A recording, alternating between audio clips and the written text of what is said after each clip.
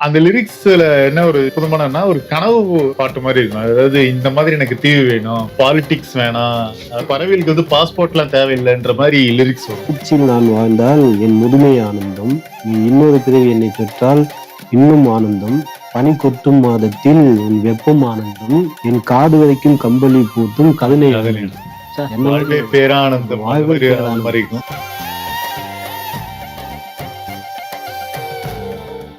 எல்லாருக்கும் வணக்கம். Welcome to cinema talks. நம்ம நிறைய சினிமா பத்தி பேசிட்டு இருக்கோம். இந்த எபிசோட்ல எதை பத்தி பேசலாம் அப்படின்னு பாத்தீங்கன்னா, ஏன்னா நம்ம லாஸ்ட் டைமே இந்த சாங்ஸ் பத்தி பேசணும். ஆமா, அதுக்கு கொஞ்சம் வரவேற்பு இருந்தது. நிறைய பேர் ஷார்ட் வீடியோலாம் கொஞ்சம் நல்லா ஆமா, reach ஆச்சு. போச்சு. இப்போ அந்த சாங்ஸுக்கு ரொம்ப முக்கியம் வந்து டியூனை தாண்டி ஒரு விஷயம் இருக்கு, அதுதான் லிரிக்ஸ். லிரிக்ஸ் ஸோ அதான் நமக்கு பிடிச்ச ஒரு பாடல்கள், அதுல இருந்து நமக்கு பிடிச்ச அந்த வரிகள், அதை பத்தி பேசலாம்னு தோணுச்சு. ஆமா, அது லிரிக்ஸ் எந்த அளவுக்கு முக்கியம், அது எந்த அளவுக்கு கதையோட இருக்கு ம். அப்படின்ற ஒரு விஷயம், எவ்வளவு ரசிச்சு எழுதிருக்காங்க அப்படின்றதுதான் ரொம்ப அருமையா இருக்கும். நான் இப்ப வரைக்குமே வந்து பல பாடல்கள் நம்ம வந்து லிரிக்ஸ் ஞாபகம் வச்சு கேட்கறது எல்லாமே பழைய பாடல்கள் தான். ம். பழசுனா அந்த கால பழசு கிடையாது, அது உன்னுடைய காலத்துடைய பழசு. என்னோட காலம், உன்னோட காலம். நம்ம 90sல வந்து நம்ம ரகுமான், ம். இளையராஜாவும் நம்மளுக்கு பிடிக்கும். ஆமா. அந்த பாடல்கள் வரிகள் வந்து அவ்வளோ பாதிச்சிருக்கும். ஆமா ஆமா. ரொம்ப நல்லா இருக்கும், கேட்கறது அவ்வளவு ரசனையா எழுதிருப்பாங்க. அதை பத்தி பேச- சரி, ஓகே. சின்ன வயசுல நீ எந்த பாட்டை ஃபர்ஸ்ட் கேட்ட? எனக்கு இல்ல சொன்னா அப்படிலாம் சொல்ல முடியாது. இல்ல. எந்த பாட்டை அது கேட்டு நான் அப்படி கேட்க வரல. எப்படின்னா, நம்ம லிரிக்ஸ மைண்ட்ல வச்சு கேட்போம்ல. சில பாட்டு அப்படியே நம்ம கேஷுவலா பாடுவோம். ஆனா வந்து நமக்கு வந்து அந்த லிரிக்ஸ் புரியும். அந்த லிரிக்ஸோட அர்த்தம் என்ன அப்படின்னு புரிஞ்சுக்கிட்டு கேட்ட பாட்டு அப்படின்னா எனக்கு வந்து ஜீன்ஸ் படத்துல தான் நான் சொல்லுவேன். இந்த கொலம்பஸ் சாங். ஏன்னா நம்ம லாஸ்ட் வீடியோல சொல்லியிருந்தோம், முத தடவை அந்த டேப் ரெக்கார்டர் வாங்கி இந்த ஜீன்ஸ் கேசட் தான் நாங்க கேட்டது. அதுக்கு நல்ல ரெஸ்பான்ஸ் இருந்தது. நல்ல ஆமா, ஏன்னா அது ரொம்ப பிடிச்ச ஆல்பம். அது ரஹ்மானோட Jeans. ஆல்பம் ரொம்ப ஃப்ரெஷ்ஷான ஆல்பம் அது.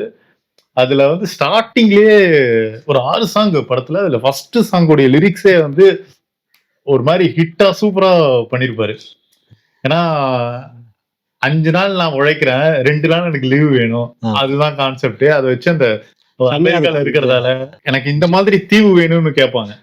ஜாலியா இருக்கும். அதாவது ஒரு வெக்கேஷன் போயிட்டு என்ஜாய் பண்ணா எப்படி இருக்குமோ அந்த அந்த மாதிரி மாதிரி இருக்கும். பாடல்கள் இருக்கும். அந்த லிரிக்ஸ்ல என்ன ஒரு அற்புதமானன்னா ஒரு கனவு பாட்டு மாதிரி இருக்கும். அதாவது இந்த மாதிரி எனக்கு தீவு வேணும், ம். பாலிடிக்ஸ் வேணாம், அப்புறமா பசி நம்ம பட்டி, ஆசைப்பட்டு கேட்கிற ஆமா. மாதிரி இருக்கும் அந்த லிரிக்ஸ் ஆமா. எல்லாமே. பறவைகள் தாண்டி, அதாவது பறவைகளுக்கு வந்து பாஸ்போர்ட்லாம் தேவையில்லைன்ற மாதிரி லிரிக்ஸ் வரும். ரொம்ப அற்புதமா அந்த லிரிக்ஸ். எனக்கு சின்ன வயசுல அது வந்து ரொம்ப பிடிக்கும். இந்த சாட்டர்டே சண்டே வந்து அந்த சாங் தான் எனக்கு ஞாபகம் வரும். ஆனா கொலம்பஸ் சின்ன வயசுல எனக்கு அந்த லிரிக்ஸ் எல்லாம் யோசிச்சு பாட்டு கேட்டேன்னா தெரியாது. ஆனா ஜாலியா இருக்கும். அந்த ம். பாட்டு வந்து கேட்க ஜாலியா இருக்கும். ஆனா அதுக்கப்புறம் அந்த லிரிக்ஸ் எல்லாம் கேட்க கேட்க ஆமா. கேட்க நம்ம உள்ள போய் அப்படியே அது மாதிரி கனெக்ட் ஆயிடுச்சு. ம். இப்போ அதுமாதிரிதான் எனக்கு வந்து இந்த காதலர் தினம், அதுல வந்து அந்த ரோஜா ரோஜா சாங் பிரில்லியன்ட். செம்மையா இருக்கும். பொண்ணு அவளை வர்ணிச்சு அவ வந்து தனக்குள்ள இருக்கா அப்படின்ற மாதிரி அந்த பாட்டு பாடியிருப்பாங்க. லிரிக்ஸ் நம்ம வாலிதான் எழுதியிருப்பாரு. லிரிக்ஸ் செம்மையா இருக்கும். அதுல அந்த லைன் மட்டும் பாரு, மழையில் நீ நனைகையில் எனக்கு காய்ச்சல் வரும், வெயிலில் நடக்கும்போது எனக்கு வேதனை வரும், உடல்கள் தான் 2 உணர்வுகள் ஒன்று, 2 உணர்வுகளும் ஒன்னா சேர்ந்த மாதிரி ஃபீல் பண்ணி எழுதியிருப்பாங்க. செம்மையா இருக்கும் வாலியோட அந்த லிரிக்ஸ். இல்ல, இதே பாட்டுல இந்த இன்னொரு லிரிக்ஸ் வருமே, அந்த உன்னை என்னை நீ தீண்ட கூடாது, கூடாதுன்னு. ஆமா. வானோது சொல்லாத வங்கக்கடல். வங்கக்கடல் வந்து நீ என்ன தீண்டாதுன்னு சொல்ல ஆமா. முடியாது, நான் ஒண்ணு நேசிச்சது ஆமா. அப்படின்ற மாதிரி அந்த லிரிக்ஸ் அப்ப செம்மையா இருக்கும். புல்லாங்குழல்னு வரும். அப்ப ரகுமான் அந்த புல்லாங்குழல போட்டிருப்பாரு. சூப்பரா இருக்கும். அந்த செம்மையா இருக்கும். அந்த composition நல்லா இருக்குமா. இப்போ அந்த பாட்டு கேட்க அவ்வளோ ஜாலியா இருக்கும். நல்ல லிரிக்ஸ், அவ்வளோ ஃபீல் பண்ணி எழுதிருப்பாங்க. அதே போல எனக்கு இன்னொரு லிரிக்ஸ் ஞாபகம் வருதுன்னா, ரொம்ப சூப்பர் சாங். அது கம்போசிஷன் நல்லா இருக்கும். அது வந்து ரட்சகன் படத்துல ம். நிறைய சாங் நிறைய இதை சொல்லுவாங்க, சோனியா அதெல்லாம் இருக்கும். ஆனா இன்னொரு சாங் ஒன்று இருக்கும், நாகார்ஜுனா சுஷ்மிதா சென்னை தூக்கிட்டு மேல தூக்கிட்டு போவாரு. walk பண்ணி நடப்ப போல. ஆஹ் அது ரொம்ப சூப்பரான கம்போசிஷன். லிரிக்ஸும் அவ்வளோ நல்லா இருக்கும். கையில் மிதக்கும் கனவாணி, ஃபர்ஸ்டே கேட்டுருவாங்க, கனவா இல்ல காற்றான்னு கேட்பாரு. ம். அந்த லிரிக்ஸ் அப்படிதான் வரும். கையில் மிதக்கும் கனவாணி, கை கால் முளைத்த காற்றாணி, கையில் ஏந்தியும் கணக்கவில்லையே. ஆமா, எவ்வளவு வர்ணிச்சிருப்பாங்கல்ல. ஆமா. பொண்ணை தூக்கிட்டு நடக்குதாங்க, அப்போ கூட அதுல வந்து சயின்ஸ் எல்லாம் சொல்லியிருப்பாரு. நிலவில் பொருள்கள் எடை இழக்கும், நீரிலின் பொருள் எடை இழக்கும், காதலில் கூட எடை இழக்கும், உன்னை கண்டேனடி அதை கண்டு கொண்டேனடி அப்படின்ற மாதிரி போகும். அது அவ்வளவு காதல் இருந்தாதான் அந்த லைன் வரும். அந்த காதல் அப்படியே சொல்ற அளவுக்கு அந்த லைன் சொல்லிட்டே போலாம். அடுத்து நம்ம இளையராஜா போட்டு அவர் பேரை அதை யூஸ் பண்ணக்கூடாது சொல்லி அப்படிலாம் இல்ல, கமர்ஷியலா நம்ம இது பண்ணக்கூடாதுன்னு இருந்தா இது உடனே இளையராஜா பேரை யூஸ் பண்ணக்கூடாது, பாட்டு யூஸ் பண்ணக்கூடாது ஏதாவது சொல்லியிருக்கா போல. ஏன்னா அவங்க யூஸ் பண்ணாம அப்படின்னு பெர்மிஷன் கேட்டு யூஸ் பண்ணுங்க சார். பர்மிஷன் கொடுத்துருங்க சார். ஏன்னா அவங்க சொல்லாம அந்த பாட்டு எல்லாம் சொல்ல முடியாது. வில்லு பாட்டுக்காக அந்த பாட்டு கேட்டிருக்கியா? கலைவாணியோ தானியோ, கலைவாணியோ ராணி, செம்மையா இருக்கும் அந்த பாட்டு. அந்த சுச்சுவேஷன் படியே அந்த பாட்டு வந்து ஒரு அம்மனை பத்தி பாடணும். அந்த இடத்துல அந்த ஊர் மக்களுக்கு எல்லாம் அந்த அம்மனை பத்தி பார்த்தா மாதிரி இருக்கும். அந்த பொண்ணுக்கு மட்டும் அந்த இவர் வந்து அந்த பொண்ணு நினைச்சு பார்த்தா மாதிரி இருக்கும். செம்மையான சுச்சுவேஷனு, செம்மையா இருக்கும். அந்த பாட்டுல வந்து அம்மனை பத்தியும் பாடணும், அந்த பொண்ணு ஹீரோயினை பத்தியும் வர்ணிச்சு பாடணும். ஹீரோயினுக்கு மட்டும் அந்த லிரிக்ஸ் புதியதா மாதிரி செம்மையா பண்ணியிருப்பாங்க. அந்த லிரிக்ஸ்ல வந்து எனக்கு அந்த லிரிக்ஸை பார்த்தேன். தேர் நடந்து தெருவில் வரும் ஊர்வலமா, ஊர் உலகில் அவளை போல பேர் வருமா. எவ்வளவு வந்து நடந்து வந்தாலே தேர் நடந்து வர மாதிரி அவட வர்ணிச்சு எழுதியிருப்பாங்க. வாலியை சூப்பரா இருக்கும் அந்த பாட்டு. நம்ம வைரமுத்து வாலி பேசிட்டு இருக்கும் போது எனக்கு நாமுத்துக்குமாருடைய பாடல்களும் அவருடைய லிரிக்ஸும் பிடிக்கும். அதுல வந்து புதுப்பேட்டை படத்துல ஒரு சாங் வரும், ஒரு நாளில் வாழ்க்கை. ஏன்னா அது வந்து படத்துல இல்ல, வெறும் ஆல்பமா தான் இருக்கும். சரியான பாட்டு. வாழ்க்கையோட தத்துவத்தை அந்த 7 நிமிஷத்துக்குள்ளே 7 நிமிஷம் பாட்டு நினைக்கிறேன், பெரிய பாட்டு தான், நல்லா இருக்கும். அந்த தத்துவத்தை சொல்லியிருப்பாங்க. அதுலயே ஒரு லிரிக்ஸ் வரும், அது எனக்கு இது உனக்கு இதயங்கள் போடும் தனிக்கணக்கு, அவள் எனக்கு இவள் உனக்கு உடல்களும் போடும் புதுக்கணக்கு, உனக்கும் இல்லை எனக்கும் இல்லை படைத்தவனே எடுத்துக்கொள்வான், என்ன நல்லவன் யார் கெட்டவன் யார் கடைசியில் அவனே முடிவு செய்வான். இதுல இன்னொரு முக்கியமான விஷயம் வந்து அந்த லாஸ்டா வர லிரிக்ஸ் தான். பழிப்போடும் உலகம் இங்கே, பலியான உயிர்கள் எங்கே, உலகத்தின் ஓரம் நின்று அத்தனையும் பார்த்திருப்போம், நடப்பவை நாடகம் என்று நாமும் சேர்த்து நடித்திருப்போம். இது வந்து ஒரு ஷேக்ஸ்பியரோட லிட்ரேச்சர் தான். ஆக்சுவலா அது ஒரு வாழ்க்கையோட தத்துவத்தை அப்படியே சொல்லிட்டு பாப்போம். நாமும் முத்துக்குமார்லாம் மிஸ் பண்றோம் ரொம்ப. அதே மாதிரி எனக்கு வந்து முதல்வன் படத்துல வர முதல்வனே சாங் ரொம்ப பிடிக்கும்.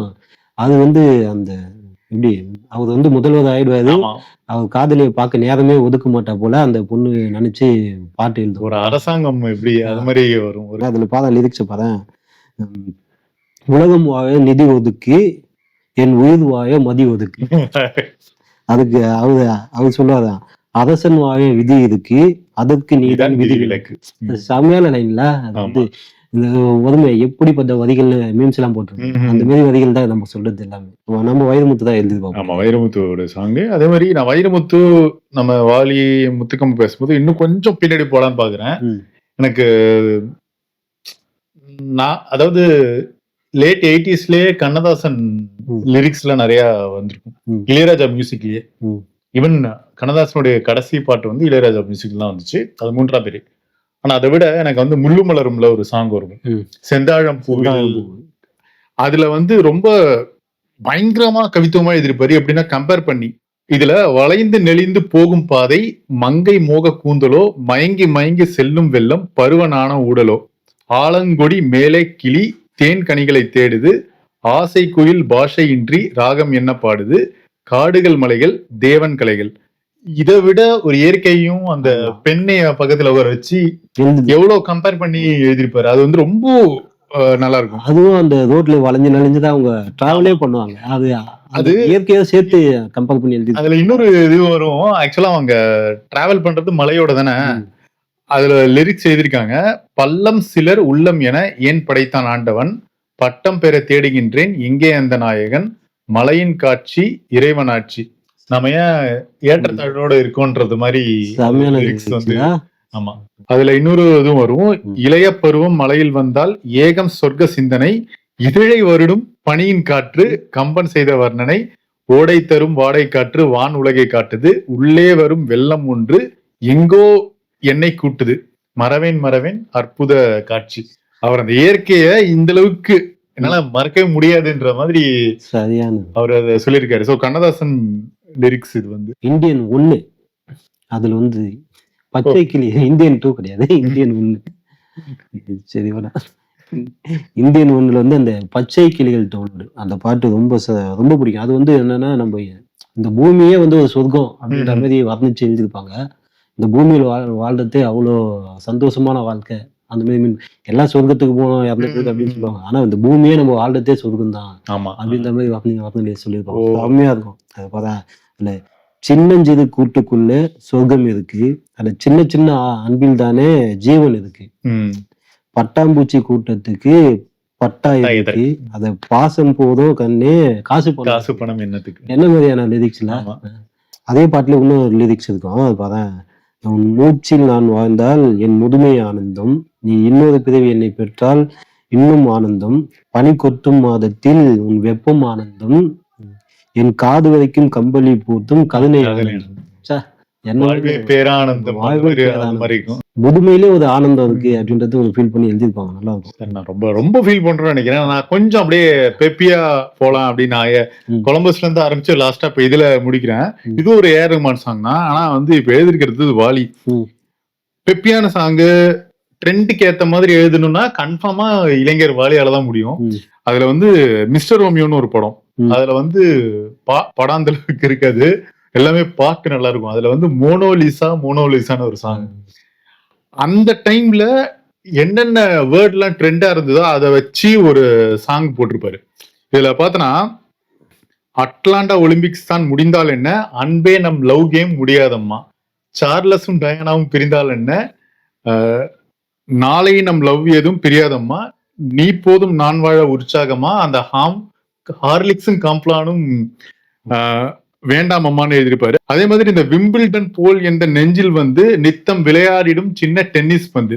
ஏன்னா நம்ம அந்த 90s டைம்ல நிறைய பேருக்கு அந்த அப்பதான் அந்த வேர்ட்ல ஞாபகம் வந்துச்சு.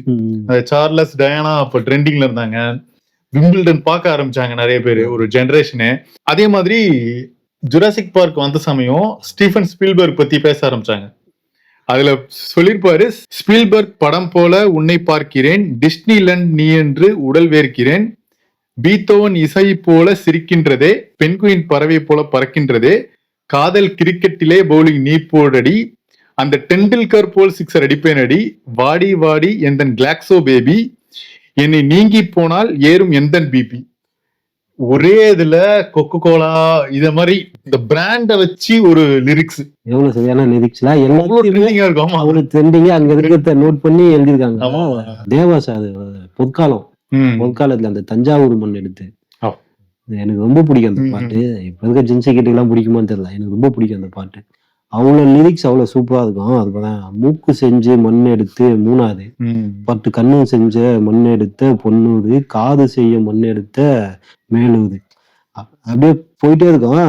நெத்தி செய்ய மண்ணு மட்டும் சுத்தி சுத்தி வந்தோம், எங்கே கிடைக்கல, மண் எடுத்து நெத்தி செஞ்சோம், என்னவா வந்து செய்திருப்பாங்க.